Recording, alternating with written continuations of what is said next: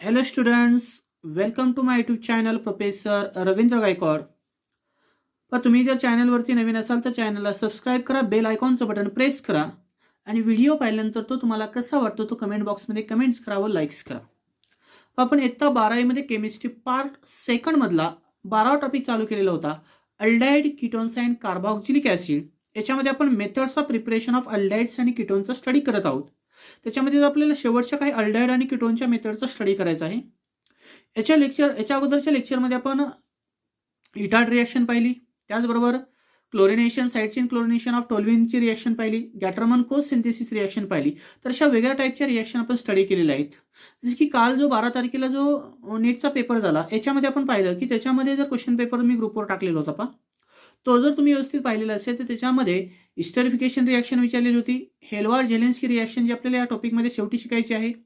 HVZ reaction म्हटलं जातं त्याला, हेलवार्ड झेलेन्स्की, ज्याच्यामध्ये ॲलिफॅटिक ॲसिड तयार होतो. त्यानंतर तुमची इस्टरिफिकेशन रिएक्शन आहे.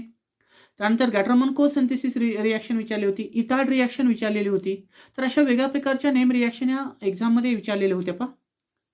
मी शिकवत असताना जो पॉईंट तुम्हाला IMP करायला सांगितलेला असेल त्या पॉईंटला तुम्ही IMP करत जा आणि त्याच्यावर वाचन करत असताना जास्त भर द्या, असं मी बऱ्याच वेळेस ऑफलाईन आणि ऑनलाईन विद्यार्थ्याला सांगत आलेलो आहे.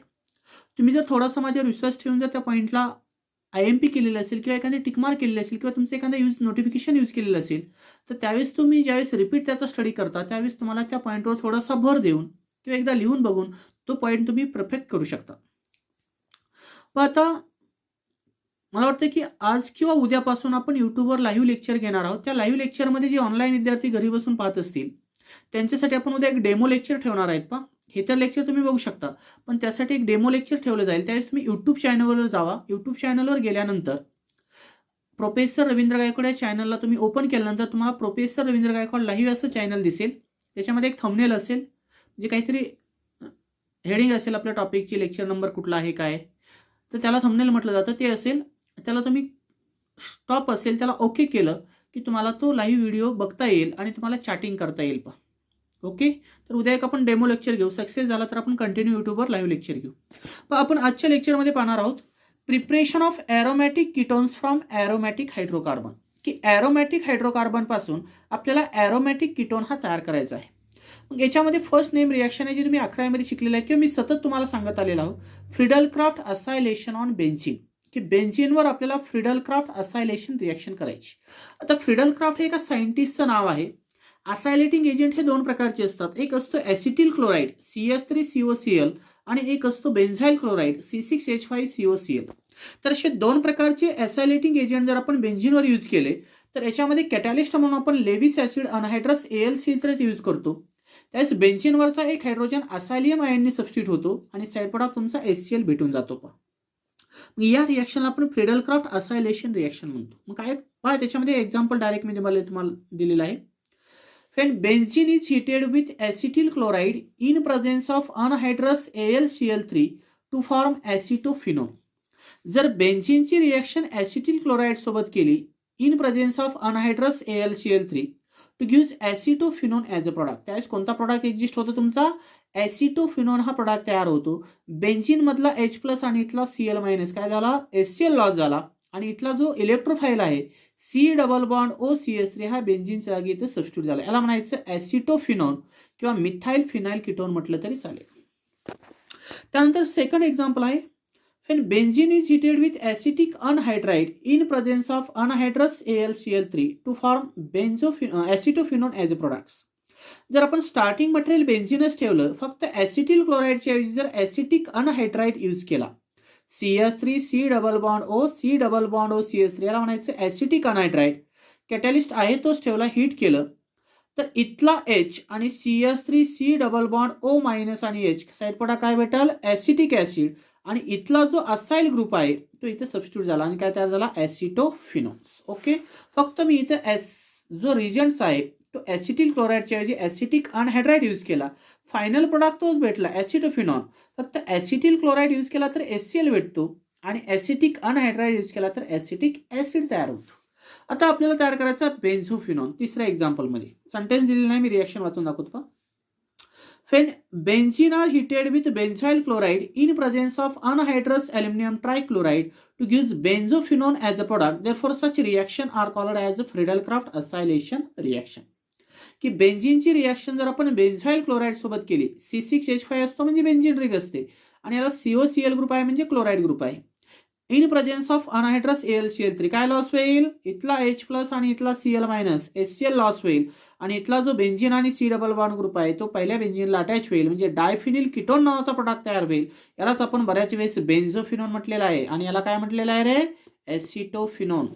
तर ही एक बेसिक रिॲक्शन आहे जी तुम्हाला 11th स्टँडर्डमध्ये ऑलरेडी हायड्रोकार्बन्स टॉपिकमध्ये झालेली आहे. तेच एक्झाम्पल आहे, फक्त डीपली आपण आज घेतलेले आहेत. ओके. त्यानंतर तशा प्रकारचे एक इंडेक्समधला क्वेश्चन आहे, थोडासा एक्सप्लेन करून दाखवतो. स्क्रीनवर बघा.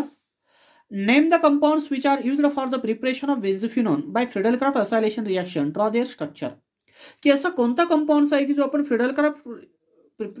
फ्रिडल-क्राफ्ट असायलेशन रिॲक्शनमध्ये बेन्झोफिनोन प्रिपेअर करतो. तर याच्यामध्ये स्टार्टिंग मटेरियल असतं बेन्झिन, रिजंट असतो बेन्झाईल क्लोराईड, कॅटॅलिस्ट असतो अनहायड्रस AlCl3 आणि प्रोडक्ट तयार होतो बेन्झोफिनोन आणि बाय प्रोडक्ट असतो HCl. याला म्हणायचे Friedel Crafts acylation on benzene to give benzophenone as a products. Okay. Then last reaction we have studied in the methods of preparation of aldehydes and ketones, that is the preparation of only aldehydes from ester. की ester पासून आपल्याला फक्त अल्डाइड तयार करायचं आहे. ही एक शेवटची method आहे अल्डाइड आणि कीटोन मधली. एकदम सोपी मेथड आहे. स्टार्टिंग मटेरियल तुम्हाला दिलं आहे इस्टर, त्यासाठी सुरुवातीला तुम्हाला इस्टरचा फंक्शनल ग्रुप काय आहे ते माहित पाहिजे. RC double bond OOR dash, याला म्हणायचं इस्टर. इथं रिड्युसिंग एजंट यूज केला DIBAL H, di isobutyl aluminium hydride. 2 nascent hydrogen reagent म्हणून घेतले. सेकंड स्टेपला ऍसिड हायड्रोलिसिस केलं, त्यावेळेस एक नासेंट हायड्रोजन कार्बोनिल ग्रुपकडे जाईल आणि अल्डाइड फॉर्मेशन करील आणि एक हायड्रोजन O ग्रुपकडे जाईल, त्यावेळेस अल्कोहोल फॉर्मेशन होईल. Means ester on reduction with DIBAL H which undergo hydrolysis to give aldehyde and alcohols. जर आपण इस्टरचं डायबाल H सोबत हायड्रोलिसिस केलं तर पहिला मेन प्रोडक्ट हा अल्डाइड भेटतो आणि प्रॅक्टिकल साईड प्रोडक्ट तुम्हाला अल्कोहोल तयार झालेली दिसेल. मग आता याच्यामध्ये एक्झाम्पल काय लिहायचं पहा.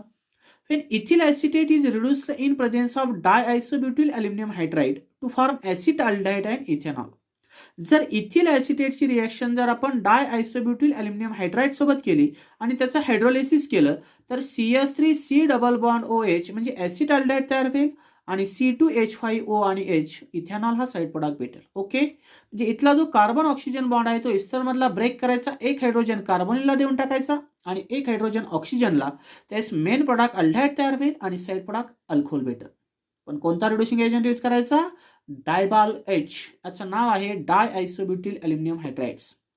अलग लक्षात महाजन, खैरमोडे, पारडे, तुमच्या तिघींसाठी मेनली करून आपण ऑनलाईन लेक्चर घेतो. बाकीचे सर्व विद्यार्थी ऑफलाईनमध्ये अटेंड करतात. काही डाऊट असेल तर तुम्ही व्हॉट्सअप ग्रुपवर विचारू शकता. काय करायचं इस्टरमध्ये, कार्बन ऑक्सिजन बॉन्ड ब्रेक करायचा, एक हायड्रोजन कार्बोनिल ग्रुपकडे देऊन टाकायचा आणि एक हायड्रोजन ऑक्सिजनला देऊन टाकायचा. कार्बोनिल ग्रुपला दिल्यानंतर इथं अल्डाइड फॉर्मेशन होईल आणि अल्कोहोलिक ग्रुपला दिल्यानंतर इथं अल्कोहोल फॉर्मेशन होईल. काय एक्झाम्पल घेतलं, आरच्या ऐवजी मिथिल घेतला आणि R डॅशच्या जागी C2H5 घेतला. CH3C double bond O group याला ॲसिटेट ग्रुप म्हणायचं. इकडे अल्किल ग्रुप इथिल जोडला म्हणायचं नाव इथिल ॲसिटेट. इकडे मिथिल असेल तर मिथिल ॲसिटेट तयार होईल. इथं जर मिथिल असेल तर मिथिल ॲसिटेटचं रिडक्शन केलं तर काय तयार होईल, ॲसिटाल्डेहाइड प्लस मिथॅनॉल. इथे इथिल आहे म्हणून साईड प्रोडक्ट काय भेटला, इथेनॉल. आता दुसरा कॅन यू रिकॉल मधला क्वेश्चन आहे पहा. Identify the reagents necessary to achieve each of the following transformation. की एक ट्रान्सफॉर्मेशन तुम्हाला बुकमध्ये दिले, फक्त ॲरोवरचा रिजन तुम्हाला आयडेंटिफाय करायचं. Benzoyl chloride is converted into benzaldehyde. It is used as a Rosenmund reduction reaction. मग ह्या रोसेनमन रिडक्शन रिॲक्शनचा रिड्युसिंग एजंट आहे पॅलेडियम आर्पाइंड with barium sulphate oblique H2.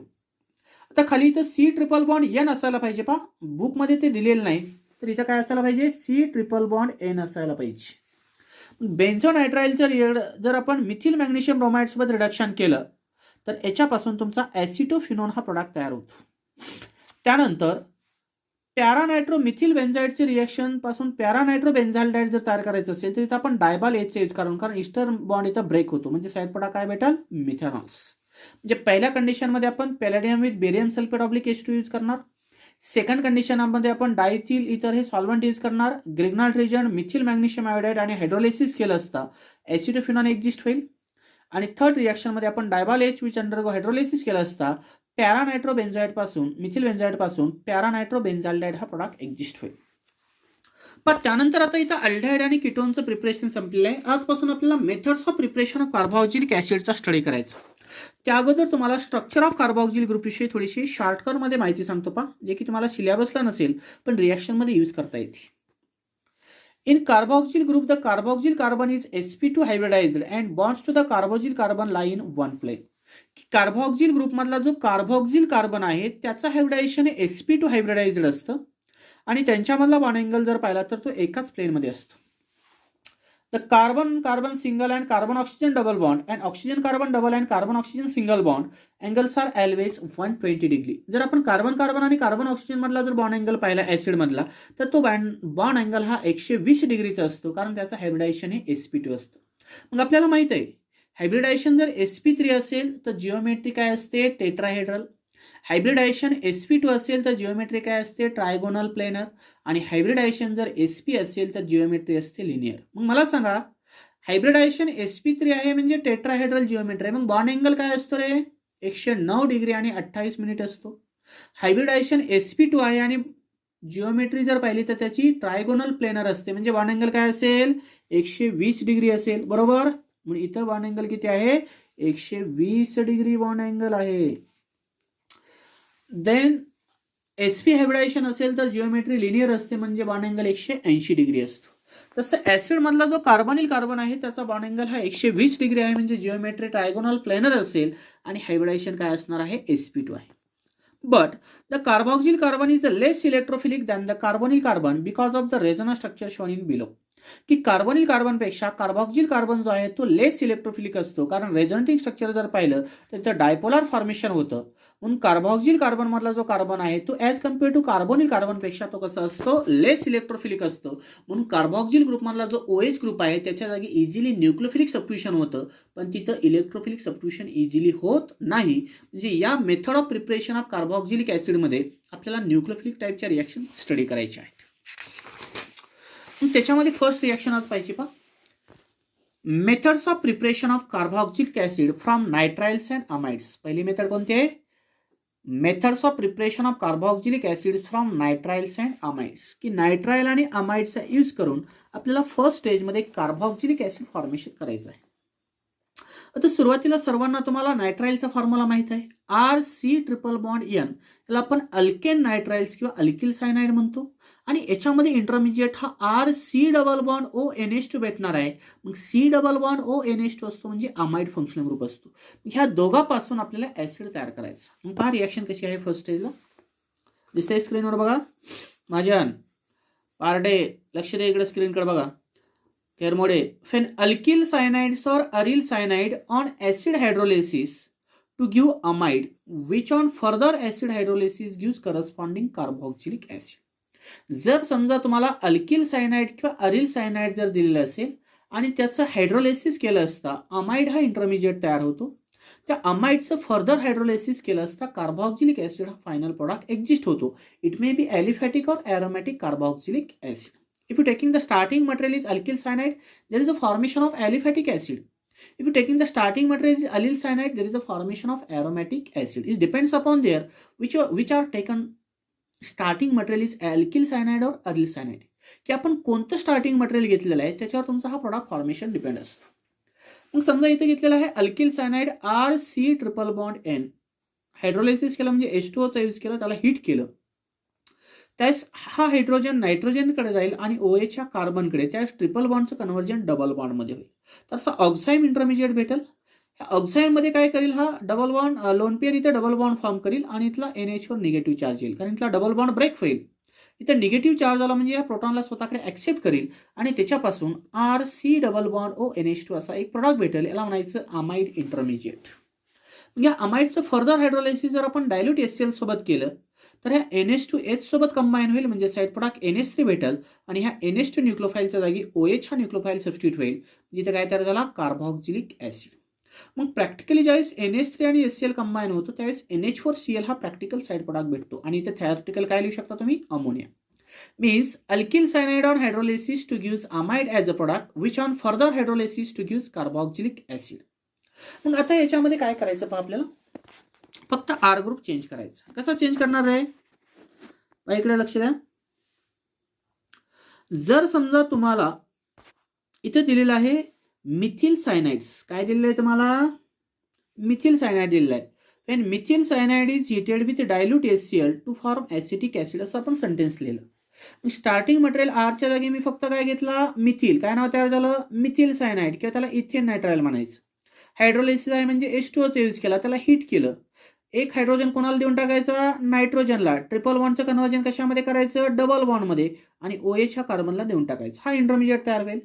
हाच रिव्हर्सिबल फॉर्ममध्ये दुसरा इंटरमिजिएट काय तयार होतो, हा ऑक्सिजनकडे लोन पेअर असतात, हा इथे डबल बॉन्ड फॉर्म करेल, इथे बॅलन्सी 5 होते, हा ब्रेक होईल, याच्यावर मायनस चार्ज येईल, हा मायनस चार्ज काय करेल, OH मधला प्रोटॉन स्वतःकडे ऍक्सेप्ट करेल. म्हणजे काय तयार झाला, CH3C डबल बॉन्ड ONH2, याला म्हणायचं acetamide intermediate.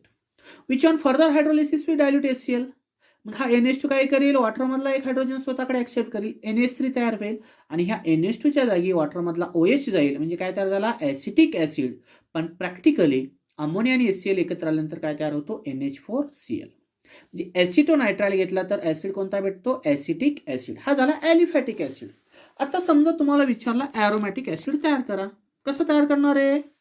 when benzoyl is heated with dilute HCl to give benzoic acid. जर आपण R = बेन्झीन रिंग घेतली आणि त्याला सायनाइड ग्रुप जोडलेला असेल तर त्याला फिनिल सायनाइड किंवा बेन्झोनायट्राइल म्हणायचं. त्याचं हायड्रोलिसिस करतो म्हणजे ते H2 यूज करणार, एरोवरती काय लिहिणार, डेल्टा नोटेशन. त्यास एक हायड्रोजन नायट्रोजनकडे जाईल, ट्रिपल बॉन्डचं कन्व्हर्जन डबलमध्ये होईल आणि OH कार्बनकडे जाईल. हा इंटरमिजिएट फॉर्म होईल, अनस्टेबल. त्याची रिव्हर्सिबल रिॲक्शन केली असता हा लोन पेअर इथं डबल बॉन्ड फॉर्म करेल ऑक्सिजनवरचा, त्यावेळेस इथला बॉन्ड ब्रेक होईल, याच्यावर मायनस चार्ज येईल आणि इथला प्रोटॉन तो स्वतःकडे ऍक्सेप्ट करेल. म्हणजे काय तयार झाला, C6H5C डबल बॉन्ड ONH2, याला म्हणायचं बेन्झाअमाइड. काय म्हणायचं याला, बेन्झाअमाइड. आता ह्या बेन्झाअमाइडचं फर्दर हायड्रोलिसिस जर आपण डायल्यूट HCl सोबत केलं तर NH2H मधला प्रोटॉन स्वतःकडे ऍक्सेप्ट करेल आणि NH3 फॉर्मेशन होईल, आणि ह्या NH2च्या जागी वॉटरमधला OH जाईल आणि त्याच्यापासून बेन्झाइक ऍसिड तयार होईल. पण प्रॅक्टिकली अमोनिया आणि HCl एकत्र आल्यावर काय तयार होईल, अमोनियम क्लोराइड्स. मग समजा तुम्हाला बेन्झोनायट्राइलचं कन्व्हर्जन जर बेन्झाइक ऍसिडमध्ये करायचं असेल तर इंटरमिजिएट काय तयार झाला, बेन्झाअमाइड्स. तर हा झाला तुमचा ॲरोमॅटिक ऍसिड, आणि वरती काय तयार केलं तर आपण ॲलिफॅटिक ऍसिड. म्हणजे नायट्राइल आणि अमाइड मेथडच्या आधारे नायट्राइल पासून आपल्याला ॲलिफॅटिक ॲज वेल ॲज ॲरोमॅटिक ऍसिड तयार करता येतो, आणि ह्या दोन्ही रिॲक्शनमध्ये इंटरमिजिएट तुम्हाला अमाइड भेटतो. जर ॲसिटोनायट्राइल घेतला तर ॲसिटामाइड हा इंटरमिजिएट भेटतो, आणि बेन्झोनायट्राइल घेतला तर बेन्झाअमाइड हा इंटरमिजिएट फॉर्म होतो. असं देखील तुम्हाला एक्झाममध्ये विचारू शकतं, how will you prepare benzoic acid from benzamide, की बेन्झाअमाइड पासून बेन्झाइक ऍसिड कसं तयार करणार. मग बेन्झाअमाइडवर तुमची सेकंड स्टेप काय आहे, ट्रीटमेंट ऑन डायल्यूट HCl. काय तयार होईल, बेन्झाइक ऍसिड प्लस अमोनिया. एवढंच लिहायचं तुम्हाला परीक्षेमध्ये. ओके, तिसरं एक्झाम्पल मी डायरेक्ट लिहून दाखवलं पहा. Ethyl cyanide plus twice H2O dilute HCl on heating to give propanoic acid plus ammonium chlorides. हीच रिॲक्शन जे वरी दोन एक्झाम्पल दाखवलीत ही तुम्ही डायरेक्ट कशी लिहिणार. समजा तुम्हाला स्टार्टिंग मटेरियल दिलं इथिल सायनाइड्स, किंवा त्याला आपण प्रोपेन नायट्राइल म्हणतो. किती H2O यूज केले, 1 आणि 2, म्हणून इथं 2 H2O लिहिले. कोणते ऍसिड यूज केलं, डायल्यूट HCl, आणि त्याला हीट दिले पहिल्या साईडला म्हणून हीट लिहिलं. हे 2 वॉटर यूज केलं असतं, काय तयार होता फायनल प्रोडक्ट, प्रोपॅनिक ऍसिड, आणि साईड प्रोडक्ट काय भेटेल, NH4Cl. तर अशा तऱ्हेने तुम्ही डायरेक्ट एक्झाम्पल देखील असं लिहू शकता, वरची जी 2 आहेत. ओके, आता त्यानंतर नेक्स्ट मेथड पाहिजे आपल्याला. Acid can be prepared from acid chloride और ऍसिड अनहायड्राइड्स. की ऍसिड क्लोराइड आणि ऍसिड अनहायड्राइडचा यूज करून आपल्याला ऍसिड तयार करायचं. काय आहे त्याच्यामध्ये, firstly carboxylic acid can be prepared from acid chloride और असाइल क्लोराइड्स. पहा सेंटेन्स कसं दिसतंय. Acid chloride on hydrolysis with water gives carboxylic acid. This method is useful for the preparation of aliphatic as well as aromatic acid. जर acid क्लोराइडचं आपण hydrolysis केलं असतं त्याच्यापासून आपल्याला ॲलिफॅटिक आणि कार्बोक्सिलिक ऍसिड तयार करता येतो, आणि ॲरोमॅटिक कार्बोक्सिलिक ऍसिड देखील तयार करता येतो. पण या रिॲक्शन कंडिशनमध्ये ऍसिड क्लोराइड जर आपण स्टार्टिंग मटेरियल यूज केलेलं असेल तर त्याच्यापासून भेटणारा जो प्रॅक्टिकल साईड प्रोडक्ट ऑब्टेन होणार आहे हायड्रोक्लोरिक ऍसिड, त्याला न्यूट्रलाइज करण्यासाठी ह्या रिॲक्शन कंडिशनमध्ये तुम्ही स्ट्रॉंग बेस म्हणून पिरिडीन किंवा NaOH चा यूज करू शकता. आपण याच्यामध्ये पिरिडीनचा यूज केला आहे. This pyridine is a strong base. It neutralizes the hydrochloric acid obtained in this reaction condition as a byproduct. की ह्या रिॲक्शन कंडिशनमध्ये जो बाय प्रॉडक्ट किंवा साईड प्रॉडक्ट ऑब्टेन होणार आहे HCl, त्याला न्यूट्रलाइज करण्यासाठी आपण ह्या रिॲक्शनमध्ये पिरिडीनचा यूज करणार आहोत. मग काय लिहिता येईल पहा, स्टार्टिंग मटेरियल आहे ऍसिड क्लोराईड, त्याची रिॲक्शन वॉटरसोबत केली आणि कॅटलिस्ट कोणता यूज केला, पिरिडीन. मग Cl मायनसच्या जागी OH मायनस डायरेक्टली सबस्टिट्यूट करायचा. वॉटरमधला H+ आणि इथला Cl, साईड प्रॉडक्ट काय भेटेल, HCl. याला प्रॅक्टिकली कोण न्यूट्रलाइज करेल, पिरिडीन. आणि ह्या Cl मायनसच्या जागी OH सबस्टिट्यूट म्हणजे डायरेक्ट काय तयार झाला, ऍसिड. मग समजा तिथं R ग्रुप फक्त मी चेंज करतो. When acetyl chloride on hydrolysis with water in presence of pyridine to gives acetic acid. जर R is equal to methyl घेतला तर याचं नाव तयार होतं ॲसिटिल क्लोराईड. हायड्रोलिसिस आहे म्हणून इथे H2O घेतला, कॅटलिस्ट पिरिडीन यूज केला. Cl आणि H काय लॉस होईल, HCl. आणि इथं OH याच्या जागी सबस्टिट्यूट होईल म्हणजे इथं काय तयार झाला, ॲसिटिक ॲसिड. सेकंड एक्झाम्पलमध्ये मी घेतला benzoyl chloride on hydrolysis with water in presence of pyridine to gives benzoic acid. जर मी R is equal to benzene ring घेतली तर याचं नाव तयार होतं बेन्झॉइल क्लोराईड. हायड्रोलिसिस आहे म्हणून H2O घेतला, कॅटलिस्ट पिरिडीन यूज केला, ज्याला आपण PY फॉर्ममध्ये लिहितो. PY आहे म्हणजेच पिरिडीन, लक्षात राहू द्या. मग Cl आणि वॉटरमधला H काय लॉस होईल, HCl. आणि वॉटरमधला OH हा Clच्या जागी सबस्टिट्यूट होईल म्हणजे काय तयार होईल, बेन्झॉइक ॲसिड. म्हणजे ॲसिड क्लोराईड पासून आपल्याला ॲलिफॅटिक किंवा ॲरोमॅटिक ॲसिड तयार करता येतो. म्हणजे जवळपास आपण ह्या 2-3 रिॲक्शनमध्ये ॲसिटिक ॲसिड आणि बेन्झॉइक ॲसिडच तयार करणार आहोत, फक्त कंडिशन डिफरन्स आहेत. आता शेवटची रिॲक्शन आहे पहा, ॲसिड अनहायड्राइड पासून आपल्याला ॲसिड तयार करायचं. त्याच्यामध्ये पहा, acid anhydride on hydrolysis with water gives carboxylic acid. जर एखाद्या ॲसिड अनहायड्राइडचं हायड्रोलिसिस केलं असता वॉटरसोबत तर फायनल प्रोडक्ट काय भेटतो तुम्हाला, ॲसिड. मग आपल्याला ॲसिड अनहायड्राइडचा फॉर्म्युला सर्वांना माहिती आहे, RC+OC+OR. याला म्हणायचं ॲसिड अनहायड्राइज. याचं हायड्रोलिसिस जर आपण वॉटर सोबत केलं तर काय तयार होतं पहा, मग काय होईल इथे रे, RC+O आणि H म्हणजे इथं काय लॉस झाला, ॲसिड. आणि RC+OH म्हणजे किती ॲसिड भेटले, 2. समजा इथे घेतलं आपण R is equal to methyl group, याचं नाव तयार होतं acetic anhydrides on hydrolysis with water to gives acetic acid. जर स्टार्टिंग मटेरियल जर आपण ॲसिटिक अनहायड्राइड घेतला म्हणजे R इज इक्वल टू दोन्ही साईडला मिथिल घेतला तर याचं हायड्रोलिसिस केलं असता 2 ॲसिटिक ॲसिड तयार होतं, CH3C+OH आणि CH3C+OH म्हणजे काय तयार झाला, ॲसिटिक ॲसिड. हा झाला ॲलिफॅटिक ॲसिड.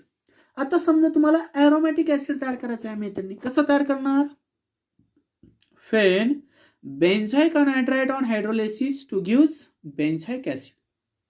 जर R is equal to phenyl group घेतला तर याचं नाव तयार होतं बेन्झॉइक अनहायड्राइड. आणि त्याचं हायड्रोलिसिस जर वॉटर सोबत केलं तर काय तयार होतो, C6H5C+OH आणि C6H5C+OH जे 2 बेन्झॉइक ॲसिड तयार होतात. जे ॲसिड अनहायड्राइडचं हायड्रोलिसिस केलं असता एक्सेसमध्ये ॲलिफॅटिक किंवा ॲरोमॅटिक ॲसिड तयार होतो. जर तुम्ही ॲसिटिक अनहायड्राइड घेतला तर ॲसिटिक ॲसिड ऑब्टेन होतो एक्सेसमध्ये. आणि तुम्ही जर बेन्झॉइक अनहायड्राइड घेतला तर बेन्झॉइक ॲसिड हा एक्सेसमध्ये तुमचा ऑब्टेन होतो. तर अशा तऱ्हेने आज आपण इथं थांबू. आजच्या मेथडमध्ये आपण 6 रिॲक्शन पाहिलेले आहेत. उद्या राहिलेले काही 4-5 रिॲक्शन आहेत ते घेणार आहोत आणि त्याच्यानंतर आपल्या रिझनेबल क्वेश्चनला सुरुवात होणार आहे. ओके, त्यानंतर तुम्ही जर डबल चॅनलवरती नवीन असाल तर चॅनलला सबस्क्राईब करा, बेल आयकॉनचं बटन प्रेस करा आणि व्हिडिओ पाहिला असेल तर तो तुम्हाला कसा वाटतो तो कमेंट बॉक्समध्ये कमेंट्स करा. आणि व्हिडिओ ऐकल्यानंतर तुम्हाला ग्रुपवरती जे काही तुम्ही मेसेज टाकलेले असेल ऑनलाईन विद्यार्थ्यांसाठी तर त्या टायमिंगला तुम्ही यूट्यूबवरती लाईव्ह या, लेक्चर कसं वाटतं ते डेमो लेक्चर बघा. जर तुम्हाला व्यवस्थित आवाज येत असेल, क्लॅरिटी दिसत असेल तर आपण डायरेक्ट यूट्यूबवरती लाईव्ह घेऊ. तुम्हाला काही डाऊट असतील तर तुम्ही त्या यूट्यूबवरती तुम्ही मला विचारू शकता चॅटिंगवरती, त्यावेळेस तुमचं ते डाऊट तिथं क्लिअर केलं जाईल. Okay, thank you.